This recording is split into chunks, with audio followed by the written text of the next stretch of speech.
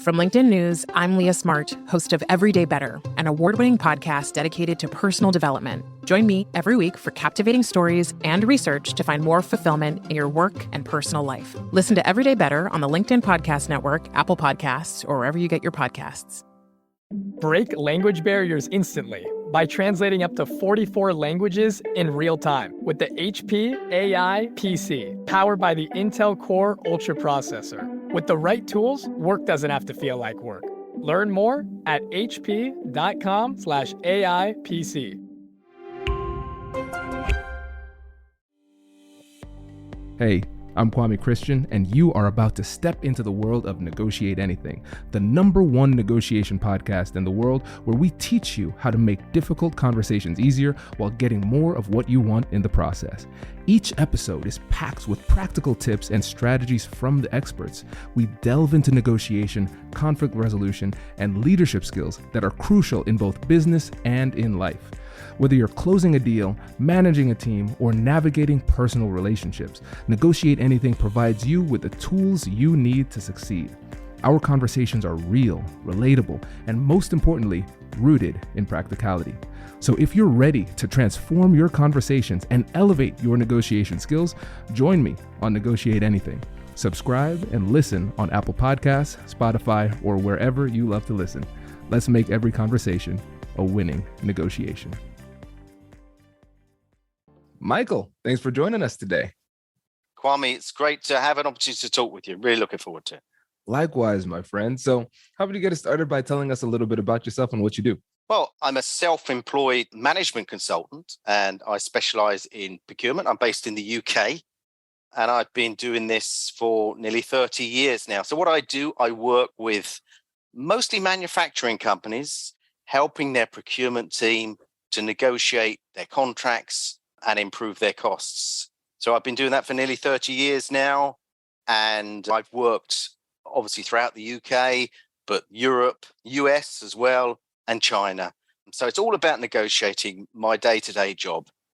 I love it. And I'm excited to share this with the audience because you have incredible experience in the business world negotiating these big deals. And now you came out with a book. Can you tell the listeners about that? Yes, obviously over those 30 years, it's a bit like Malcolm Gladwell's 10,000 hours principle. I've spent many hours negotiating and you develop a level of expertise. I've obviously enjoyed helping commercial organizations with that expertise, but I wanted to do something to help individuals. And so that's why I've written a book. The book is about negotiating a salary increase, but it's like a case study. The principles in the book are really apply to any negotiation. But it's very much what I've done is taken those 30 years of expertise, boiled it down into a very readable, non-academic book. And the way I've done that is by writing it as a short story. So the plot of the book follows the lead character, Ellen, is a young manager, and she needs a salary increase. She just doesn't know how to go about it. She loves her job, she loves her employer, but she needs more money in her life. And so she happens across a rather eccentric, aged negotiator, and he takes her on and takes her through a very exciting journey where she learns the principles that she needs to negotiate a salary increase with her boss. So it's intended to be a very readable, you can sit down and read it in 90 minutes, couple of hours, but it's packed full of rigorous negotiating theory presented in a way that's accessible for, if you like, a lay person. Yeah. Okay, Michael, there's so much to explore here because I think a lot of folks would find it really interesting that you have all of this commercial experience and yet you decided to make your book about a salary negotiation, which to, let's say, somebody who is constantly negotiating multi-million-dollar deals like yourself might seem almost a little bit less impressive. And so what is it that made you want to synthesize all of your years of negotiation experience into a case study on salary negotiations? Well, I suppose it was partly because of, as I say, I've spent so many years helping big organizations. And I felt with this expertise, let's bring it down to a level that helps individuals. I was also influenced by the fact that I have 3 daughters and I'm conscious of the fact that studies show that women are more reticent about asking for a salary increase than men. And when they do ask, they tend to get less. And so that's one of the reasons I made the lead character a woman. My 3 daughters and my wife are all still working age. And so I took a lot of advice from them about the character to make the character authentic and credible as a female. And so that was one of my influences, that I really wanted to help women in particular to be able to get what they deserve. So that was important for me as a father of 3 daughters. Michael, I love this because it shows that you put a lot of thought into this, and it blends your heart and your head because you're recognizing that societal challenge. Okay, I want to recognize that and address those gender dynamics and create something that will help women in general, but also for your daughters. I think that's beautiful. And then also the strategy of saying, all right, I am going to put this in a way that is readable, accessible, easy to understand, that everybody can get. I think that's smart because most of us have had that situation where we've been in a position where we had to negotiate salary. It's something that everybody can relate to. And so for you, you might do a $500 million deal and it might be cool and sexy and everything. And then people close the book and say, I could never do that. I'll never be in that position. And those principles might completely go over their head. Yeah, absolutely. And the most commonly cited reason why people feel that they don't ask for a salary increase is lack of confidence, of course. And that's the reason for making the book readable. And of course, the Naked Negotiator in the book, of course, explains why does he call himself the Naked Negotiator. And what he explains is, of course, that even though the character, like me, of course, has spent many years negotiating multi-million-dollar contracts, what he's found over those years is that every deal, in some sense, is the same. The same basic principles apply to it. And the reason that's the case is because we're human. We interact. All the deals are done from human to human. And so he says, when you strip out the specifics of the negotiation that make your current negotiation unique, when you strip out the specifics, what's left is the negotiation framework, the naked negotiation. And so that's really that negotiating framework I'm taking out of the big high-flying corporate world and bringing it into something which on the face of it is more mundane, but to the individual is really important. Absolutely. It's so smart because that's something that I've recognized as well. First of all, the confidence issue. A lot of times we're giving recipes to people who are afraid to get in the kitchen. So what is the real challenge? It's a mindset issue. We're afraid of taking that step. So the negotiation that should happen never even happened. And then to your point about the principles being the same, it's so true. We're all humans at the end of the day. We just might be in bigger corporations dealing with bigger numbers. But at the end of the day, it's human to human, or we're in a network of humanity within an organization. Yeah, absolutely. And so when we think about those core principles that apply in all of these circumstances, what were the ones that you highlighted in the book? Hello, my friends. Before we get back to today's episode, I want to ask you a question. Have you ever wondered how to elevate your team's negotiation game and how you can help the folks on your team have better, difficult conversations? At the American Negotiation Institute, we offer transformative keynotes and workshops tailored to empower professionals with top-tier negotiation and conflict resolution skills. Whether it's a keynote for your next event or hands-on training for your team, we've got you covered. Don't just negotiate. Master the art with the American Negotiation Institute. Click the link in the description to find out more. Elevate, negotiate, and succeed.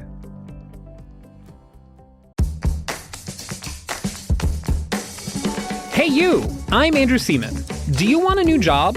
Or do you want to move forward in your career? Well, you should listen to my weekly show called Get Hired with Andrew Seaman. We talk about it all. And it's waiting for you, yes you, wherever you get your podcasts. Introducing the HP AI PC, your powerful AI assistant. Easily search through personal files, gain valuable insights, and make smarter, more informed business decisions. Unlock the future of work today with the HP AI PC, powered by the Intel Core Ultra processor. With the right tools, work doesn't have to feel like work.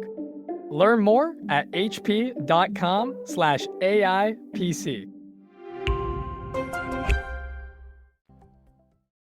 So start at the beginning. The most important thing about this, and you'll know this, Kwame, being a negotiation expert yourself, is preparation. You've really got to do your homework. 90% of your success is going to be about what you do before you even have the meeting. So preparation. In the salary negotiation context, you've got to find out where you are in the marketplace. That's another thing. It's important for people to understand. If you have a job, you're in a marketplace. You're selling your services to an employer, and your employer pays you on the basis of the market. So if you feel you're underpaid, you've got to do some homework. Get on the internet, go to websites, I don't know, like payscale.com or something like that. Try and find out where your current salary sits in the general outline of salaries. Try and be as specific as you can, your level of experience, your specific job as you can, your industry. But do your homework. It's preparation. And that's going to help with the confidence thing, because if you feel you've really done your homework, then you're going to be more confident when you come to have the discussion. You also might want to make sure that you've got information on your current role, how are you doing. Even if your business, if your employer doesn't require you to, I would say as a matter of habit, make sure you've got KPIs, key performance indicators for your job. Make a note of the great things you do, the good deals you do, so that you've got information that, so when you go and have a discussion, that you can say, this is why I deserve an increase. This is where I am in the marketplace. I'm being paid $30,000. The average is $50,000 or whatever the number is. So you've done your homework. So preparation is the most important thing. Michael, as you were saying all of these things, it made me realize another element of brilliance with the way that you structured this book, because using salary negotiations as the case study, it helps you to anybody to understand what preparation is in a holistic type of way. But if you think about it from the procurement perspective, not only are the numbers astronomically high, but it's also the fact that preparation in procurement might be something like, let's do research on the steel indices. What does the market look like in that regard? And now people are asking themselves, what is a steel index? Like, where do I find something like that? And it serves as a distraction. But by focusing on the salary negotiation, we can say, all right, yeah, preparation is not just doing a quick Google search. No, there's a lot more to it. And so people could see the nuance that goes into really strategic preparation. And I think that's really smart. And then not only addressing the fact that preparation addresses the strategic component of the negotiation, but it also helps on the mental side too. Just going through the process and preparing helps you to feel more confident, which helps people to overcome that first and sometimes most important barrier, which is stepping up and asking for what you deserve. Absolutely. So the key thing is preparation. You've also got to think about who you're talking to. So obviously, ordinarily, you'll be talking to your boss, but think about it as well. What type of person is he or she? Are they more the empathetic sort of person? Are they the more business-like sort of person? And so really think about what type of person is your boss, because you need to speak their language. You need to reflect back to them the way they are, and they will understand what you're saying more. So you may be, for example, the sort of more emotional, empathetic sort of type, but if your boss is business-like and it's all about the numbers, all about the justification, then you need to be able to speak his or her language, because if you speak the wrong language, then they're not going to connect with you. And of course, that applies as in the commercial context as well. Got to speak the same language as the other party. And that takes a lot of humility too, because we think the way that we think and talk is the right way to talk.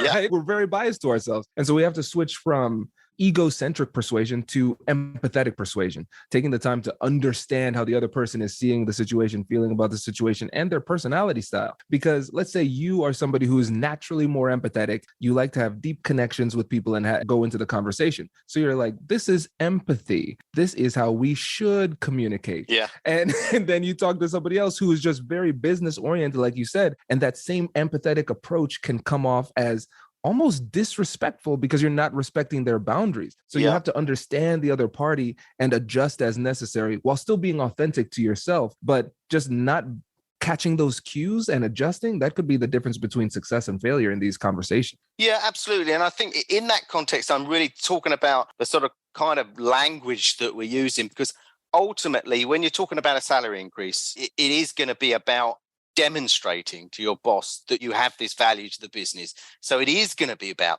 the numbers. It's no good if you feel you need an increase or you deserve an increase. You have to demonstrate it. I listened to your great discussion you had with the Vice Bratby, and I like what she said. She wanted data, not drama. She's dead right on that. You've got to have the data. Just because you feel you deserve an increase, that's not it. You've got to demonstrate it. So although, yes, you need to understand the other person and try and reflect their personality or the way, I feel the kind of language they use, ultimately, it is about the data and you've got to do your homework. So that's going to be the critical thing. It's so important. And sometimes we have to reflect that language. But first, we have to listen first to see where they're coming from. What angle are they taking about this? And you're right. When I think about data, not drama, it was a great line. Yeah, I like that. And I think it requires a lot of restraint too, because there might be some things that are very meaningful to you and very persuasive to you that could have at best no impact, but at worst, a negative impact in the conversation. So let's give the example. Let's say you feel as though you've been passed over for promotions. Let's say you feel as though it's unfair the amount that you're getting paid. And so those might feel very real to you, but they might come off as very insulting or aggressive to the other side. And so you have to think about it from their perspective. Are those terms that I'm going to use? No, that doesn't sound like data. That certainly sounds like drama. Absolutely. Kwame, when I'm thinking about negotiation, I don't like the word fair. I prefer the word reasonable. What's reasonable? Because fairness is a pretty subjective thing. And in the book, one of the bylines the negotiator quotes is that you can wish life were fair or you can negotiate. And what he's really saying there is life isn't fair. Let's be honest. And it doesn't all get shared out fairly. It's about what you ask for and what you go for. If you rely on your boss to be fair, that's a very risky strategy. If you're very lucky, he or she might be, but you're not going to get very far just relying on people being fair. You've got to negotiate. That's the key thing.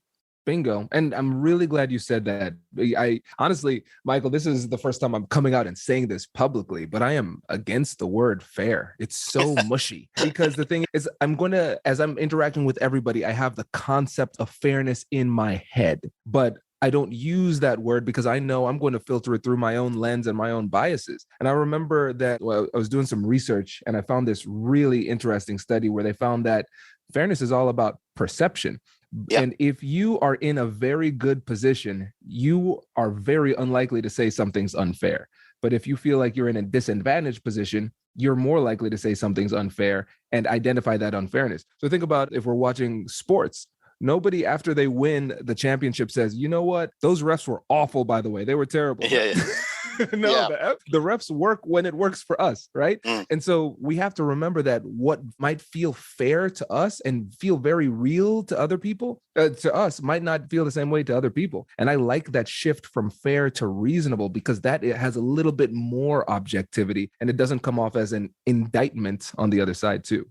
Yeah, absolutely. And when you put it into the commercial context, often when I'm coaching people in negotiation in a commercial context, they have this idea of what's fair. But in a commercial context, the benefits aren't necessarily shared 50-50 at the end of the day. They might be shared 60-40, 70-30. But the key thing is that the other party goes away feeling that was a reasonable deal.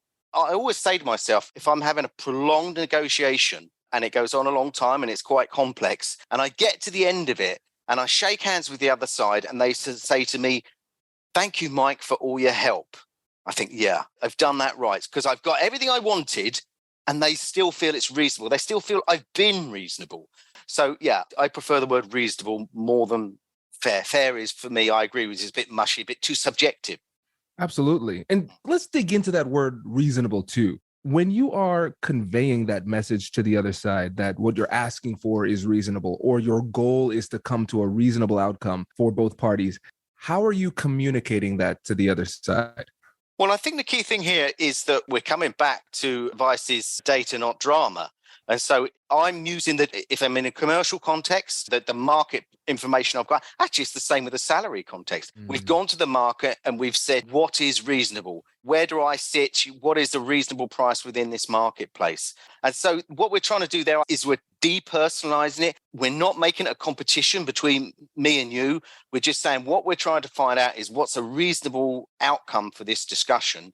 I'm not trying to defeat you. Again, the Naked Negotiator says great negotiators are problem solvers. They're not warriors. This is not a battle. We're trying to find a solution, that works for you and works for me. Oh, this is so good. Michael, I could keep going. I could keep going with you. This is brilliant. I really appreciate you not only taking the time with us today, but also taking the time to write this book, because writing a book is a labor of love and it takes a lot of time. And no matter how much time you think it's going to take, longer. So kudos to you on the accomplishment. And before you go, I want to make sure that you get an opportunity to let the listeners know again about the book, about your consulting firm, and how they can get in touch with you. So in terms of the book, if you Google The Naked Negotiator, you'll find it. And it's obviously for sale in all the major stores. If you want to connect with me, I'm on LinkedIn, Michael Phillips. And again, if you put Michael Phillips, The Naked Negotiator, you'll probably find me on there. On Twitter, I'm at Negotiation Guru there. And every day on Twitter, I share a negotiating tip. That's there. Why not connect with me on there and get a little spice of negotiation wisdom every day? I love it. Michael, thank you so much. Really appreciate it. Kwame, it's been great talking with you. Congratulations, you've just joined an elite club. By listening to a full episode, you're now officially on the Negotiate Anything team. So welcome aboard. What most team members do is they subscribe to the podcast because that allows them to automatically get the latest episodes of the show. The best things in life lie on the other side of difficult conversations. Keep learning, keep practicing, and keep getting better. Your relationships will improve, your career will soar, and you'll have the confidence you need to get the most out of these crucial conversations. Again, thank you for joining the team. We're excited to have you, and I will see you in the next episode. I'll catch you later.